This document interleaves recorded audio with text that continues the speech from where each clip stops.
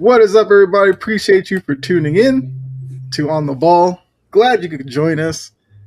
It is now Super Bowl, well, not week because we still got 2 weeks, but it's now Super Bowl preparation. Championship Sundays behind us. We'll discuss all of that.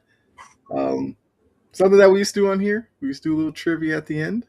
We're going to do that again, bring that back.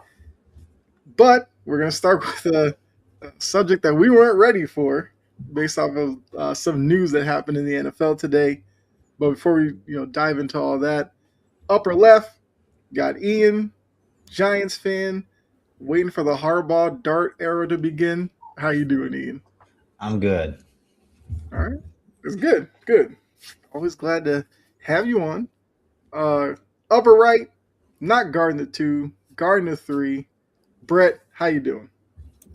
Oh, I'm doing great. I got my confetti ready to pop for the greatest Pro Bowl alternate of all time to make the Pro Bowl. That's right, Kyle. Read it in the week. Pro Bowl alternate, Shedeur Sanders. It's only because Joshua Dobbs had to go to Santa Clara with Drake May. That's all. That's the only reason why. It's all good. Actually, we're going to start there because They had Tommy Cutlets, but they're like, nah, he's in the Super Bowl too. I mean, both of your backups, Ian, are in the Super Bowl. Tommy Cutlets, Andrew Locke, by the way. Hey, the Giants are getting the Super Bowl either way, so. Yeah, I mean, it's crazy. But yes, let's start there because Drake May obviously makes the Super Bowl. NFL needs an alternate for his spot, the Pro Bowl games this weekend. Shedeur Sanders is now a Pro Bowler, which means if you couldn't stand the Shedeur conversations during the season, just wait. The minute he throws a touchdown pass or something in the Pro Bowl game, people are going to be like, see, MVP next year, coming. You already know it's going to happen. If I'm in an argument with somebody and they start showing me Shedeur Sanders flag football highlights, I'm going to go punch them in the face. I'm going to find where they live. I'm going to punch them in the face. Look, you know they're coming. That's the worst part. I mean, look, the past few years, we've seen some interesting people make it. There was the Snoop Hundley year. There was even the year like Mac Jones or Drake May made it up. People were like, a little sketchy there. But Shedeur's there. I guess congratulations to him. Whatever. First thing, is that kind of the problem with the current iteration of the Pro Bowl? Guys just don't want to go anymore. And is that kind of reason enough to do away with it? Do they have to change kind of the structure of it? Or are you fine with the fact that a guy like Shedeur is going? Because the game obviously doesn't mean anything. Is Ian thoughts on players not wanting to go to the Pro Bowl? I don't think it really matters. Look, I don't think it should be canceled. I see a lot of people that take that it should be canceled, and I don't think so. For some people, the Pro Bowl might be their only chance to maybe go see some of their favorite stars. Mm-hmm. Some stars still go. Yeah. So I do think it's kind of like the All-Star game. Are any of the games relevant? No, not at all. But when they go to said location, I believe now it's in Orlando pretty much every year, could they make some lucky kid's memory who maybe wanted to see their favorite player and this is their only chance? Sure. I think that the Pro Bowl is, at the end of the day, you just don't take it serious at all. But I do think that it's a good thing to get all these players into the same spot because at the end of the day, there are just people that wouldn't be able to see some of these guys otherwise. Right. Yeah, absolutely. Yeah, Ian, I guess thoughts on the Pro Bowl games, Shedeur, all of it. You a fan of the games? Because I know some people would rather go back to the regular game, even though when we were playing the regular game, people hated the fact that people were going quarter speed. So, I feel like you're never going to make anybody happy, but yeah, your thoughts on Pro Bowl games selecting Shedeur. I mean, I missed the games where you had Sean Taylor coming down, hitting the punter at Mach 10. That was great. Those are some of my favorite memories watching those games. But I mean, these Pro Bowl games, the way that they've taken the spin on the Pro Bowl honors and have made up all these games for them to compete in, I think it's a cool take on it because people aren't taking it that seriously anyway. So just kind of make it fun for everybody. And like Brett said, this is a lot of people's chance to see stars that they don't normally get to see because their favorite teams don't always come to their home state. So this is an opportunity for them to get in and see their favorite players come in. Does everybody that deserves to be there come there? No, but I mean, you've got the Super Bowl players that get in or that get into the Pro Bowl games, but then because they're in the Super Bowl, they get taken out because they want to stay healthy. But a lot of people don't want to do it. So kind of get who you get there. Right. I mean, I guess that's kind of the fortunate part of it. But I do agree that the players seem like they have more fun this way. And if that's the case, then I'm fine with it. I do think like the little mini games are cool. And even the flag football stuff, like you get guys who will just line up against each other, get a little, banter between players. Like I think it's a fine switch to the format because I got so tired of the Pro Bowl itself going on and people like, oh, this is the worst one ever. This is the worst one ever. They don't even care. And it's like, they just played 17 games. Yeah, they're not going to sit here and try to rip each other's head off. Like, it's a week that they would love to have off. So they're just going to go out there and, have fun with it. So let them just have fun. Now, I was going to do something about, looking at some quarterbacks that maybe could have gotten it above Shador, but I don't want to do that to him. Like, you're going, have fun, knock yourself out. I mean, I'm pretty sure if I looked down the list, it'd probably take 3-4 pages before I got to Shador and a lot of stats. And, I don't know. Maybe that's not fair. When PFF has you squarely placed between Quinn Ewers and Drew Lock in terms of overall rated offense, it's really not worth it because that list would be like a mile and a half long. Yeah. Yeah. I mean, just looking like yards, he's 35th with 1,400 passing yards. Some names ahead of him. So I guess I am going to do this. I got to think about AFC only. Joe Burrow had more passing yards. So, I say Joe Shiesty ain't getting up for no Pro Bowl. Right. So, maybe not realistic there. Joe Flacco had more passing yards. He probably would have. He absolutely would have. Or he's probably just back on his couch like, leave me alone. Browns, Eagles, basically in the same spot. Nobody wants to coach there. Curl, you coming in hot. Okay. Some Eagles fans going to see that. And they're going to come at you. Let's see. Lamar had more passing yards. Tua had more passing yards. I mean, it's just weird. The 35th guy got in. But like I said, have fun with it. This might be his only one, so he's got to have fun. He honestly, though, he just might be like the all-time Pro Bowl alternative.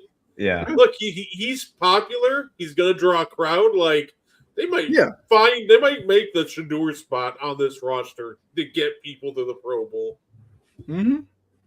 Yeah, because I don't know. That's why I'm not mad about it because he like, will bring people to the TV.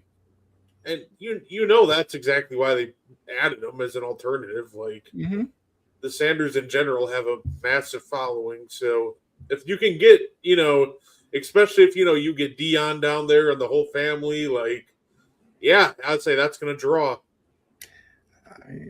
Dion probably needs to deal with recruiting and stuff, but something tells me he'll be down there. I mean, have you seen like how many people left in the transfer portal and all that from Colorado? Like, it's crazy. His recruiting is just looking at a piece of paper, making sure his cornerbacks are all 6'1" or over. Yeah, Ian, did you see that? No, I did not. Where Dion's like, 5'11", I don't recruit him now.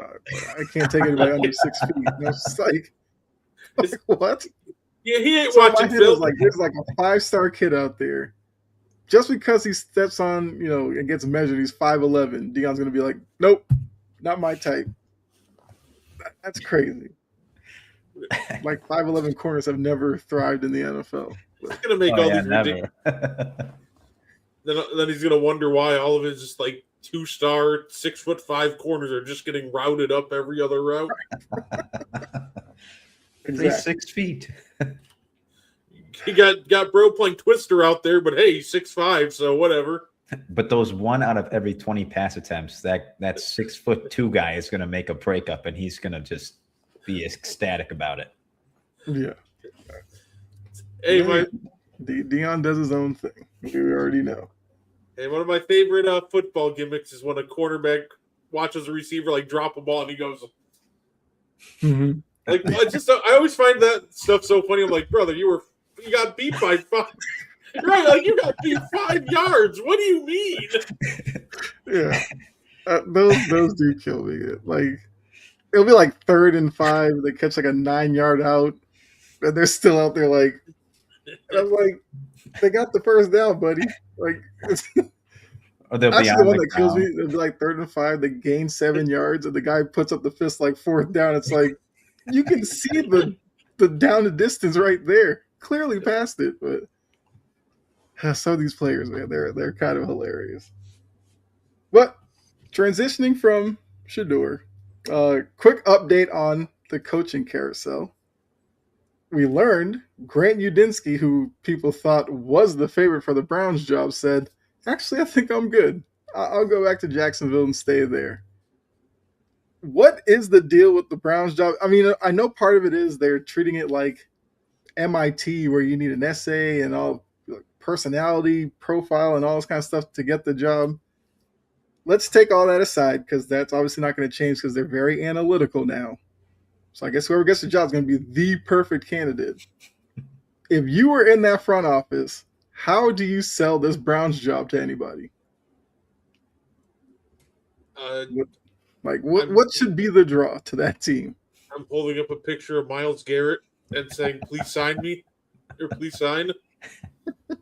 Look, okay. That's the problem with the Browns job. Let's take away all the 50-page essays, which is ridiculous. Yeah. But let's just take away all that, strip it down. Let's look at the Cleveland Browns. What do you got? You have a lot of fun pieces on defense. Mm-hmm. Say Graham, Schlesinger, Garrett, like Ward. But once we get past that, it's just real dicey, real quick. Like, who's their next? What's their next best player after we get off defense? The kicker? Or punter was killing it last year. Like, you have the most expensive quarterback room in the league, mm-hmm. but there's no real quarterback in the quarterback room. Say your running backs they're all right. They're nothing special. Your offensive line is nothing special. But Jerry Jeudy goes for 1,000 yards off straight volume sometimes. So, mm-hmm. I think once you look at that team just outside the defense, you realize this team is spending stupid amounts of money for little return. Mm-hmm. There's not really a ton of young guys on the offensive side of the ball that I can build around. And of course, it's like I need my guy at quarterback, and he's not here. And if I don't play, and then of course I do think a factor is if I don't play Shedeur, the entire, city of Cleveland and his entire fan base is going to come at me. So it just feels like at the end of the day that once you get past the defense, it's just a mess. It doesn't really feel like a very desirable spot. So I think they probably would have hired somebody by now if they would have just really just made it easier to get the job. Like, you don't need a 50-page essay. I'm sorry. Yeah. Yeah, I do think it's a problem when you have, young coordinators turn down the job, or people you felt like could have been desirable turning away from the process. Like, yeah, you probably need to change what you're doing. But yeah, Ian, how are you selling the Browns franchise? I mean, I'd start with the same way that Brett did. You've got a very good defense. You've got a young core with Schlesinger and Graham. I mean, Ward's still pretty young. Dyson Campbell. Got a good defense. Now your offense, you got a couple of rookies at running back. You got Raheem Sanders. You've got Quinshon Judkins, Dylan Sampson. Got a pretty moldable group that you could maybe do something with, but there's a lot of holes. There's a lot of holes. I mean, wide receiver, I don't know if a single one of them would be a wide receiver 1 on anybody's team or even a wide receiver 3 on anybody's team. This offense has a lot of work, but can you do something with it? Sure. But in order to do something with it, you need to come in with a plan of what you're going to do, who's expendable, what free agents you're going to target, what pieces you can grab to actually make this offense work. But because there's so many holes, that's what's hard to try to even come up with a plan of what to do. They don't have a lot of cap. There's so many issues. Yeah. I mean, not one of you said you have a Pro Bowler now at quarterback. Yeah, I forgot. I mean, most big plays caused by the Browns was because of Shedeur Sanders, naturally. Jokes aside, it is. I mean, it is a little funny to see like every day. It's like somebody pulling out of the coaching situation, but I guess another selling point could be the division is kind of up in the air right now. Oof. Well, I mean, some would say they had one in Baker. They didn't want to give it a shot. Outside of that, I don't know. Didn't Bernie Kosar have a good year or two? I don't know. Couch might have accidentally had a decent year at some point. Yeah. Steelers will be mid. Well, that's what I'm saying. Look, the division is up in the air. Zach Taylor's the only one who keeps his job. We already know that's probably going to be a mess next year.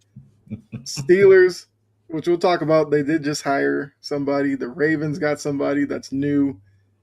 So it's you get the right guy who's in there. If you can figure out the offense, get a little bit more out of Shedeur. Next year, maybe you only need like 9 wins to get through. It's possible with that defense. Defense maybe carries you to like 6 of them. Why not? But yeah, I think the whole analytic part is ridiculous at this point.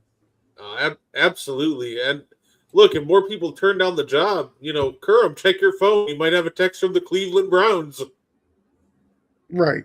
Like if you're a Browns fan, you're probably just thinking like, who are we really going to end up settling on with the way people are dropping out? Like I made the joke, like just promote Jim Schwartz from DC to the head coach. Stop the clown show and just go with him. Jim Schwartz backs out. I'm good. I'll stay on the defensive side. Don't want nothing to do over there. That's crazy. But Kerm did bring up Mike McCarthy signed with the Steelers.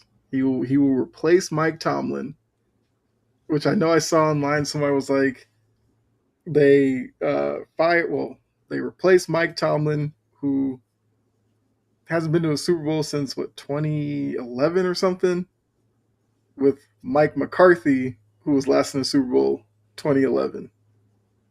So there you go. Question, very simple. Do you like the fit of Mike McCarthy with the Steelers? Because I think, and Brett, you can back me up on this one, I feel like the stigma against McCarthy with Green Bay was he could probably get you to the playoffs, might not be able to get you to a Super Bowl. So now replacing Mike Tomlin, where the stigma against Tomlin was, he'll get you to the playoffs, might not win you a playoff game, thus can't get you to a Super Bowl. So do you like the fit of Mike McCarthy in Pittsburgh? We went from no. Here's the thing. Is Mike McCarthy one of the 32 best coaches in the league? Yes. Does he deserve to have a job? Absolutely. Mike Okay. McCarthy, with all of the stigma against him, is actually, I think, a very good coach. This is a guy who helped develop Aaron Rodgers. Dak had some of his best years under him. He was ripping off 12-win season in Dallas.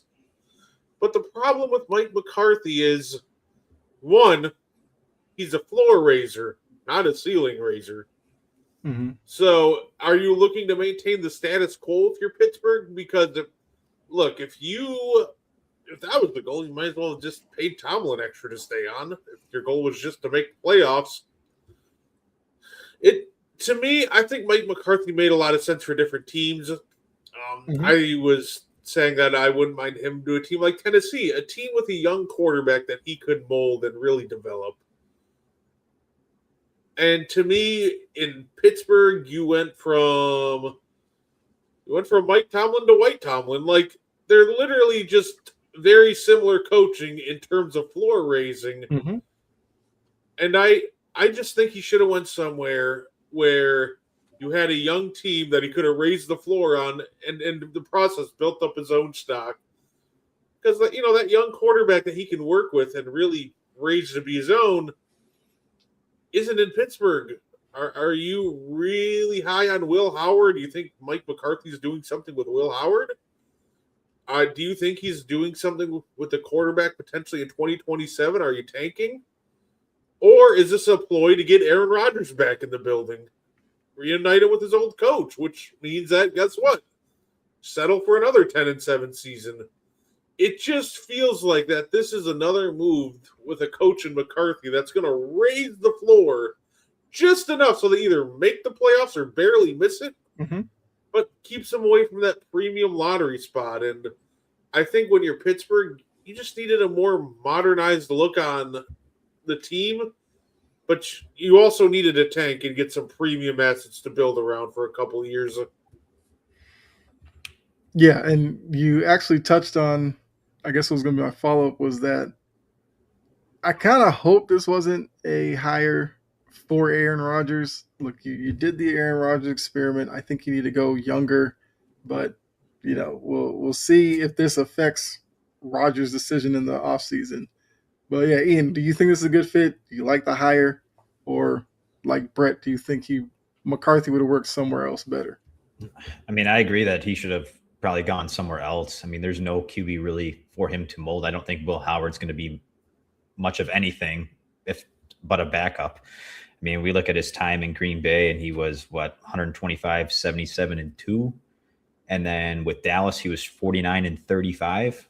So he took a step back over 4 years with Dallas. And I don't really see him doing much better in the same amount of time with the Steelers, 49 and 35. I think that's probably their ceiling for the next 4 years if he stays that long. I mean, he's 11-11 in the playoffs, 12 playoff appearances, 1 Super Bowl to show for it. I mean, he's a great coach, deserves a spot, but I don't think that the Steelers were the right fit for him. I actually agree. When I saw the name come across, I was just like, meh. If I was a Steelers fan, I'd probably be like, yeah, could have done a lot better. You see Baltimore, the team you don't like, go get Jesse Minter. Young DC, different name, brings in kind of a different probably vibe and energy. McCarthy, I agree, would have worked in Tennessee or one of these teams where maybe the expectations are a little bit lower right now, but you give him kind of the runway to build something. He goes to Pittsburgh. Steelers fans are going to want playoff wins right away. And looking at it right now, if you run it back with Aaron Rodgers, that cannot give you any type of positivity that they're going to do any better than they did this previous year.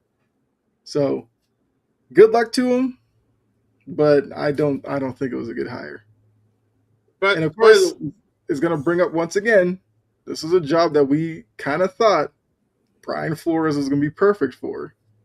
And it looks like he's not going to get that, and I doubt he's going to go for any other job, so he'll go back to Minnesota, which, if you're Minnesota, you probably win that one because you'd rather him be your DC than obviously be a head coach somewhere else. And, maybe Minnesota will be the spot for him, and I guess we'll have to go through this whole song and dance with him again next year, probably. But Brad, I think you were saying something. No, I just wanted to say, I know you saw it, Kyle. Ian, did you see my favorite report about the whole Mike McCarthy situation when they were talking about his work with quarterbacks?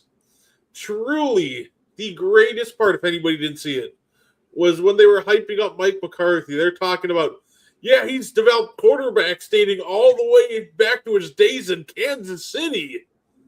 I'm like, hold on, like Kansas City, where his quarterback was 4-time Super Bowl champ Joe Montana? Like, not even underdeveloped Joe Montana, just he's already won all of his Super Bowls? Like, that guy? Right. I just thought that was the funniest part about this whole Mike McCarthy thing when they started throwing propaganda that, like, yeah, he's been developing quarterbacks since Kansas City. I'm sure Joe Montana really needed all the extra development of Mike McCarthy. I mean, he did not need it. Like I said, maybe that was just part of the shipping point to the Steelers. Like, look, you're bringing back Rodgers. I've dealt with Wash Montana. I can deal with Washed Rodgers. Sure, why not? Look, it's interesting choice. That's all I'll say. So now that's 6 jobs hired. We now need Buffalo, Cleveland still, Arizona, and what am I blanking on? Oh, the Raiders. Duh. Which one do you think is the next one filled? And are the Browns going to be the last job filled, or will it be Arizona?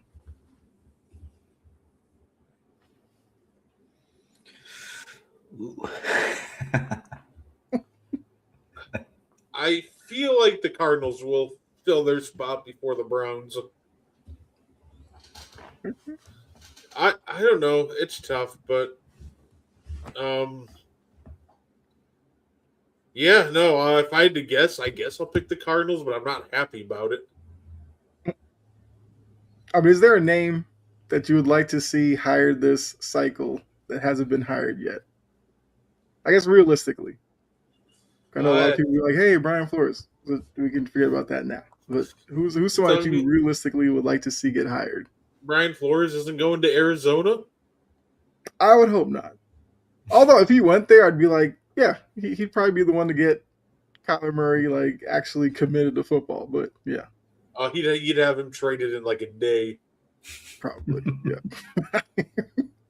Yeah, he'd probably look at him and go, it's Tua 2.0. I'm not doing this. But yeah, like a coach you would like to see hired. Yeah, I would say I am looking forward to I don't really have any names off the top of my head, honestly. So I'm just excited to see where it all goes. Okay. Ian, anybody you would like to see get hired? I'd like to see Clint Kubiak, just with the good work he's done in Seattle this year. I mean, he's a deserving candidate. Maybe freshen up somebody's offense. Maybe go to the Bills. Might be a good spot for him. I don't know. So now I know there's probably going to be a message from Sijin in about 20 seconds saying leave Clint Kubiak alone. Yeah, so Jory's obviously excited for her team grabbing up Robert Saleh, which I think we all can agree. Great hire by them. And yeah, look, at least they're not one of these teams scrambling to find a coach right now. I do think Kubiak probably, maybe the Raiders. There, see, like I said, not done yet. Because that's Sijin's thing. Leave Kubiak alone at least until their season's done. Right. What? All right, so let's go into Championship Sunday, which it's a lot of fun. Not only because I'm a Patriots fan and my team won, I do like, defenses. They're playing well. Call me crazy. I like a good weather game in the playoffs. I'm all for it. I don't know, maybe to that extreme, but hey, it would have been worse if they played in New England. So I guess both teams lucked out. Looking at the Pats Broncos game, which was the first game of the day, Patriots win 10-7. We know there was a lot of attention on Jarrett Stidham. First pass he'd thrown in 3 seasons.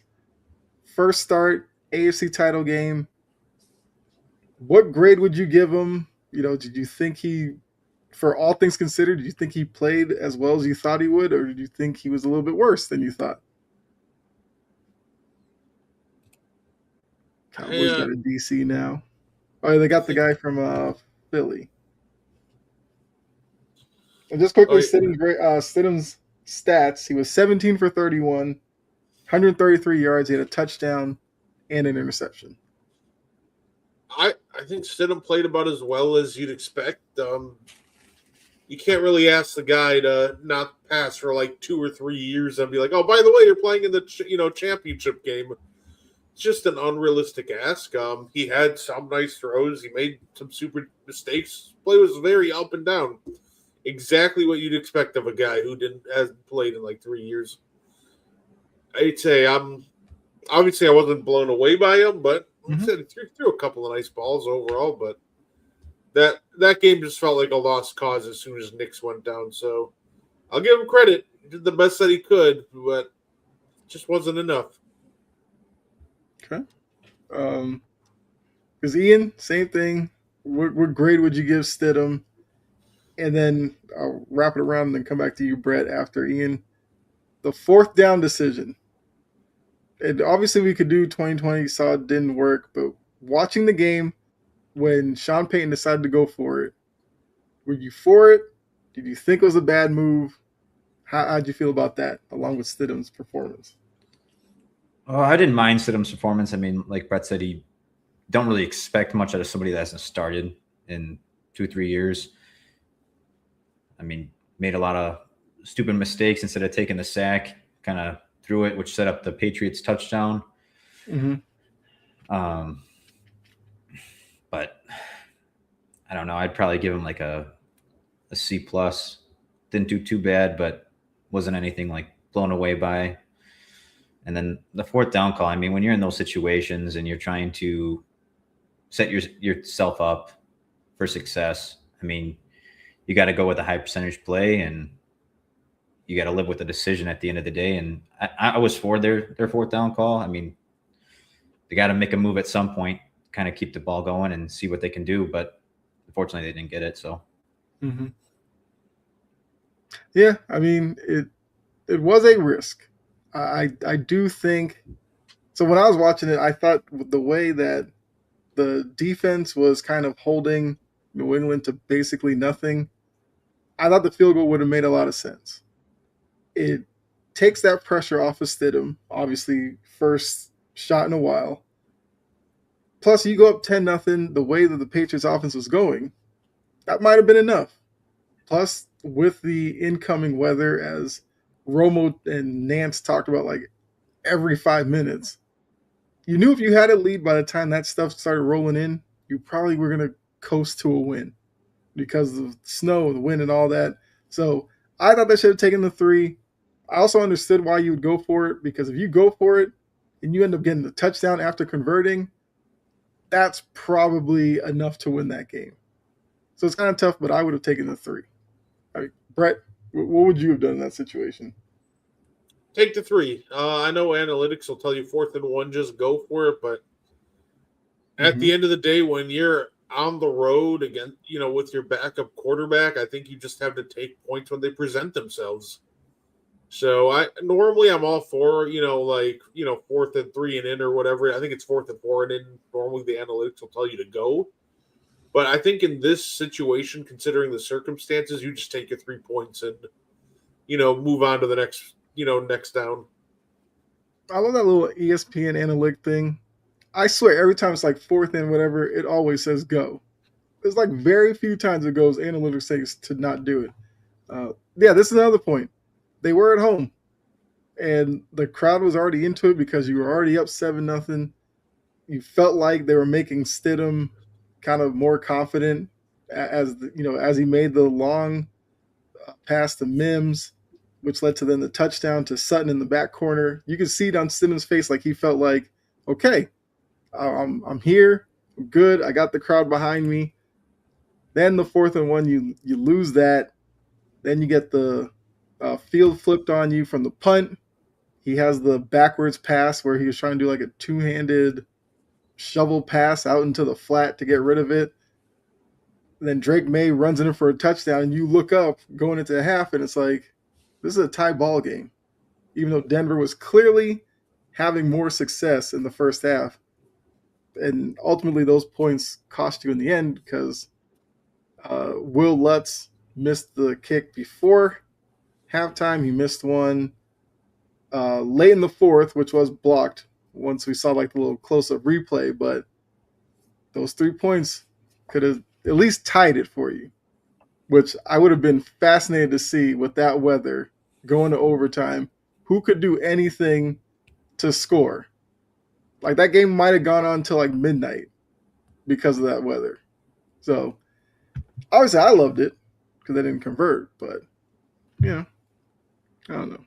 But Sean Payton, there's a reason why people say Sean Payton's a little cocky. Why some people don't necessarily like him. They feel like that was kind of a cocky move from Sean Payton. Let's see. Next question. Looking at the Broncos, they still have their young quarterback in Bo Nix. We saw what the defense is capable of this season. Is it safe to say that they are a team that has staying power and will be around for the next few years, or is there some worry that this could have been a one-hit, perfect scenario kind of season for them? If you need a little help with it, they do have a couple of free agents of note. Alex Singleton, their really good linebacker that's all over the place. John Franklin Myers, Jaquan McMillan, who made the play in the Buffalo game. J.K. Dobbins, who was their leading rusher, but was hurt, as he normally is. And then Jaleel McLaughlin. Those are like their notable free agents. I think they have some staying power as long as they keep the defense together. Say, at the end of the day, that's their calling card, so they just got to do everything in their power to keep the core of that defense together. Mm-hmm. I think Bo Nix has definitely proven himself to be able to. He won't lose you a lot of games, and he's shown that he can absolutely rise to the occasion and win you quite a few win some games. So I think the Broncos have some staying power. I think they kind of showed it over these last couple of years. So, Gene, what's going on, Rod? We will talk about your Rams in a little bit, so feel free to stick around, give your thoughts on that. But yeah, Ian, Broncos staying power, one-hit wonder this season. I think the Broncos have some staying power. I mean, like Brett said, their defense is their calling card. I mean, they've been phenomenal on defense this year. If they keep that up and keep their core group of guys together, maybe even bring in some fresh ones just to keep adding to the depth of the defense and get some guys up to speed. So that way, when you do have the big contract signings, you've got guys that can fill in those holes. But Bo Nix has really developed well. I mean, he does struggle at times, but I think he's competent enough to be a game manager for them, especially with that defense behind him. I don't think they're just a one and done team. Okay. I mean, I agree. I like what Denver has going. I do think the game probably goes a little differently if Bo Nix was starting. It seemed like Bo Nix really showed how good he could be against Buffalo. I did hate to see him, go out the way that he did on like a kind of a throwaway play, and he ends up messing up a bone in his ankle. Looking at the Patriots, a lot of talk about their easy schedule and all that. Some people even say they've had an easy path through the playoffs. I side-eye to those people and go, I don't know. They played top 5 defenses. I don't know how that's an easy path. Do you think their defense has been somewhat underrated based off of how they played against the Chargers, Texans, and now Broncos? Oh, they're certainly not this far because of their offense. That is true. Patriots offense so far this postseason, while playing these elite defenses, we can acknowledge that, has stunk. It hasn't been good. They've been able to make timely plays when needed, but it overall hasn't been a good process. It hasn't been a good offense. It's really their defense getting hot. Mm-hmm. I agree, Gene. Weather played a huge factor, but at the end of the day, they didn't really look mind blowing in the games before that either. So I think that the Patriots defense is underrated because a lot of people, they're still talking about Drake May on the offense, and quarterback's always going to get the most attention for when a team goes to the Super Bowl. But they're here because of what their defense has done as soon as the playoffs started. Their defense has been absolutely elite. So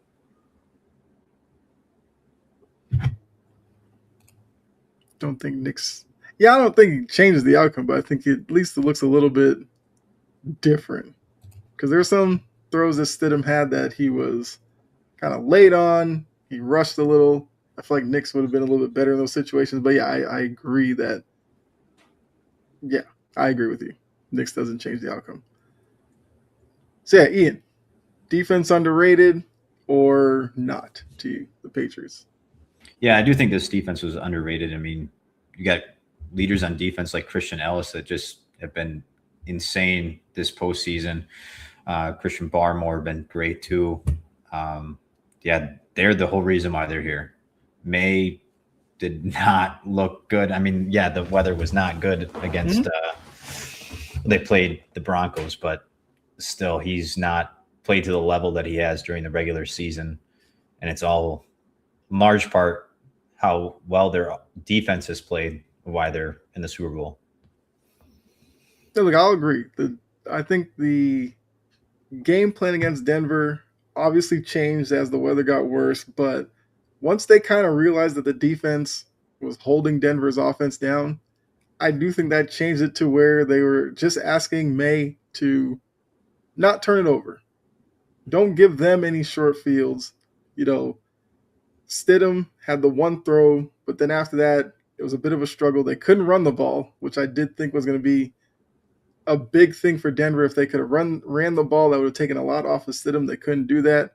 You got to credit Milton Williams and Christian Barmore for that. Also Spillane, who's really good in run defense. So I agree the offense hasn't been great, but I feel like come Super Bowl, we might get the Drake May that a lot of people have gotten used to.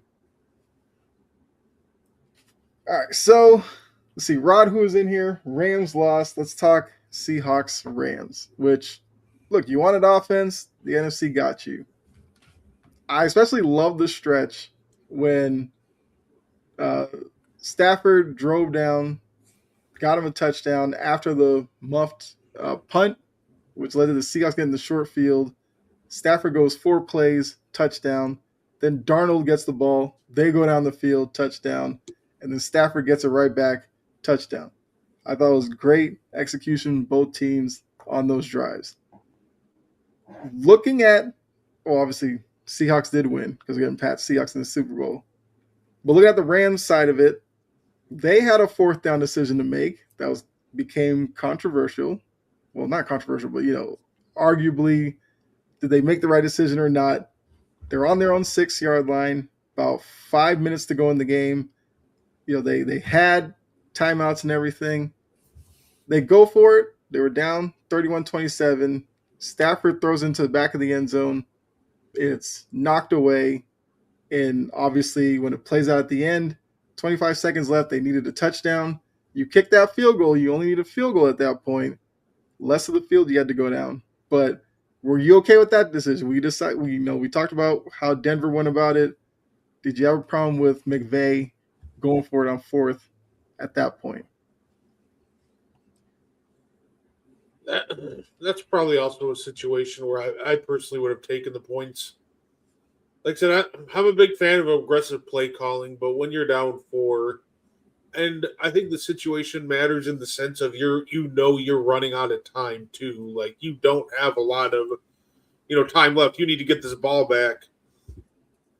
I would have kicked the field goal and then tried to give myself a little more time and the defense a little more time to get to work because, when you get down, late in these games, points are sacred. So I'm normally a big fan of being aggressive and going for it, but I think this is another situation where you take the points, you make it a 1-point game, and you turn to get the ball back on defense. Okay. Ian, do you agree? Or did you like that they went for it on fourth? I agree with Brett with how stingy the Seahawks defense was being in pass coverage. They were doing tight man. You don't have a lot of space to work with when you're backed into the red zone. You don't have a lot of space to work with. You don't have a lot of space to get open. You've got to get real creative to even get some space.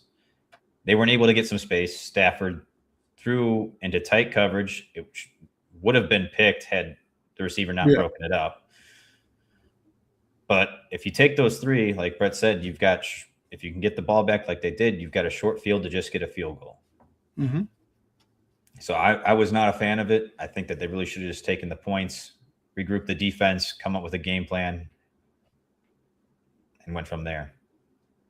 Yeah, like I said, it would have made the last sequence a little interesting if they only needed a field goal. The out route to Puka, he makes the catch, but he gets tackled in bounds, so the clock ran out. But let's just say if he had gotten out of bounds and he only needed a field goal, would have made that, like I said, more interesting. Or at least get a Hail Mary in there. Would have loved to have seen how, that would have left. Wait, no way. There was 4 and change left. Yeah. Yeah, it was like 4, I think it was 4:46 left, I believe. Oh, that was another one I saw it. I was like, I probably would have taken the points, but once again, I can understand going for it. I love the decision, though, because like you said, I don't know what Stafford necessarily saw on that route because the Seahawks player was right there, undercut the route. But, is what it is. Okay, so the other side. Sam Darnold, a quarterback that not a lot of people give a lot of credit to because of, Jets tenure or Carolina or the Vikings because good year up until the end of the year, start struggling in the playoffs, whatever. He's now will help lead the Seahawks to the Super Bowl. Is it time for the narrative around Sam Darnold to change? Like, do you now view him, if you didn't before, as a good enough quarterback, or does he still have to prove a little bit more to you? So decision all over again. I disagree with this because I think the scenarios are different. Okay. When the Rodgers field goal happened, there was even less time than this. But the biggest key is the Rodgers field goal made an 8-point game to a 5-point game. This would have made a 4-point game to a 1-point game where a field goal could potentially get you a win. The Rodgers one didn't make sense because you went from needing a touchdown to needing a touchdown. So it's like, why even bother with that? But when it came to this situation, now you're going from potentially needing a touchdown to needing a field goal. I think that's the biggest difference for me. Like, if the field goal would have made it like a 4-point game, yeah, just go for it every time. But when it comes to this one, if you can make it a 1-possession game within a field goal, yeah, I think you just take the points in that scenario. Okay. But, the Darnold aspect, because like I said, Seidgen says yes, he's done enough to shut people up. And look, the main people who kind of were detractors, First Take kind of chronicled Stephen A. always talking about, Darnold will be that guy who ruins it for you and stuff like that. So kind of that conversation has that gone away because of Darnold's season. Yeah, Sam Darnold has proven himself not only this year, but he was very good last year. He had a little rough stretch to end the year, but I don't think that took away from the overall greatness of what he did last year. He was fantastic. He was a top 10 quarterback last year. He comes in, he's once again playing at the level of a top 10 quarterback this year. I think Sam Darnold, that he's a guy that at the end of the day he's shown that I yeah. I think he's a guy that's shown that at the end of the day he plays pretty much at that borderline top 10 quarterback level who can elevate his game at times. Okay. Is it really that crazy to say top 10, Gene? I think that once you get to the back half of the top 10, there's like a big pool of guys that you can interchange. And I think that's where Sam Darnold is. Well, hey, that's. I mean, yeah, I obviously have to think about that to see if I could put him in the top 10. But I see what you're saying. You feel like, those who are still kind of putting him down because of the Jets years and all that, that stuff you can put behind him. And those who thought that the Vikings year was a fluke, I guess he's proven yet again this year he can be that guy to lead a team to a really good regular season, and except for this year as opposed to last year, winning the playoffs. So I get what you're saying, Ian. You feel like Sam Darnold's done enough to quiet some of that noise. Yeah, absolutely. I think he's done a great job this season. I mean, last season, great season, struggled at the end, like Brett said, and then saw ghosts in the playoffs, which caused the Vikings to get eliminated. This year, we are all wondering the same thing. Is he going to be seeing ghosts when he gets into the playoffs, or is he going to be the Sam Darnold that he was in the regular season? And so far, he's proven that he is the same guy he was during the regular season. Picked it up very big against the Rams, played an excellent game, had a bunch of great throws in that game. And I think that everybody can say that he's a solid QB. Is he the best QB?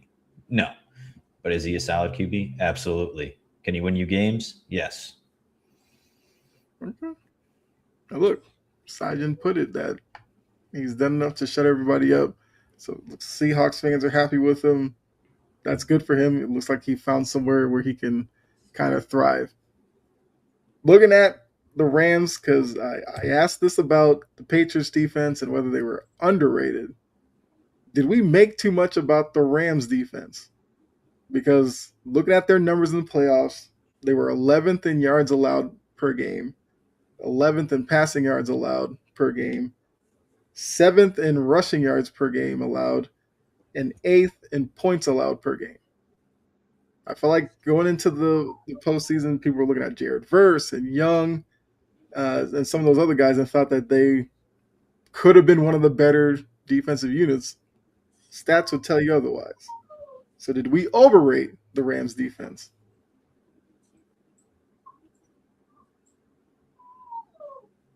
Ooh. Did we overrate the Rams defense? Maybe a little. I think it was a very good defense all year. But at the end of the day, I think they have some problems that they're going to need to address in the offseason. I think they definitely got to get more secondary help. I do think their line is still good, but yeah, I still think the Rams are a good defense. I don't think a rough stretch changes anything in that regard. I think they had a great year for the most part. Just unfortunately, they ran into a Seahawks team that was able to expose their weaknesses, got hot. So I think they were properly rated for the most part, and I don't think a cold stretch to end the year changes that.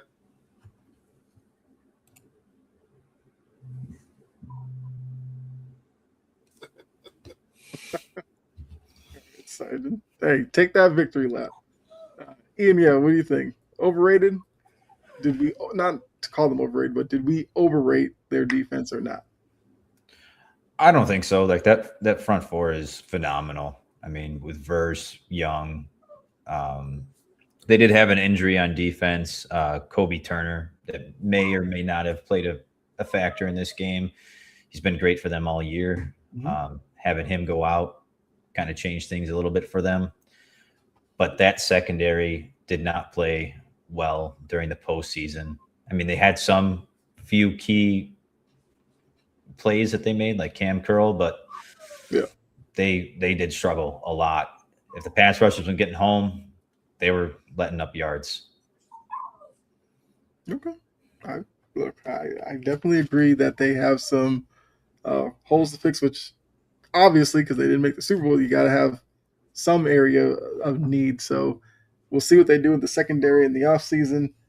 But really quickly before I get to the little trivia question I have for you, one word answer. Is Stafford done? Yes or no? No. No. Okay. I probably agree. I feel like the way that this season ended, he'll probably want to run it back at least one more time. All right, so because the Super Bowl is in a couple weeks, we'll wait for next week's show to really break that down. But we are going to get a matchup of Mike versus Mike. Mike Vrabel, Mike McDonald, two defensive-minded coaches. First question. When was the last time we had two defensive head coaches in the Super Bowl?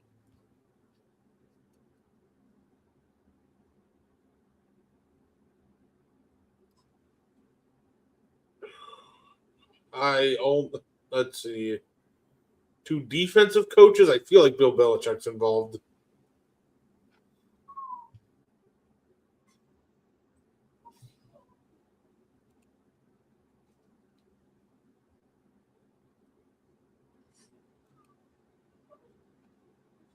I feel like I'm not sure.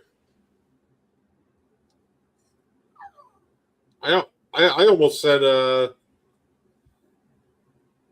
my first guess was Patriots Eagles from no, because I don't think Doug Peterson was a defensive guy though. Definitely wasn't. Right, Peterson is offensive. Would it be Broncos Panthers? I mean, that's a good answer. I mean, Ian, do you have an answer? That was my guess. Was 2015 Broncos Panthers. It was 2017. Belichick versus Dan Quinn, the 28-3 Super Bowl. Oh, duh! I forgot Dan Quinn was in the Super Bowl. Right. Yeah. Paid so much attention to 28-3. Forget Quinn was the coach of the Falcons. And actually, back then, there was a little bit of a run because 2012, we had Coughlin versus Belichick. 13 was the Harbaugh brothers Super Bowl, even though John's a special teams guy, but we'll give him the nod. 2014, you had Pete Carroll versus John Fox. And then 2015, you had Belichick versus Carroll. And then it went strictly offense. 2016, I believe, was offense versus defense. And then after 2017, everybody was offense versus offense. I mean, that's also true. People because of how the offense played, you think Shanahan was probably the coach. But yeah, it was Dan Quinn. Let's see. All right, so the other question I had for you. Mike Vrabel, former player, now coaching in the Super Bowl. Who is the last former player to coach a team in the Super Bowl?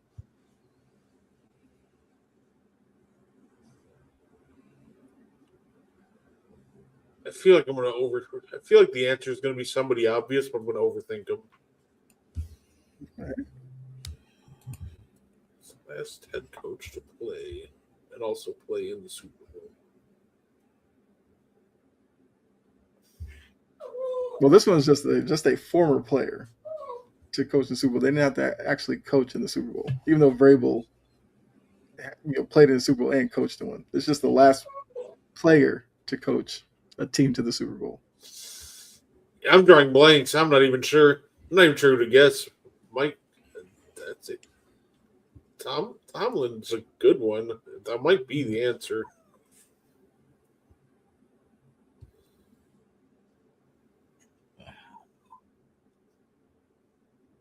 I'm drawing a blank.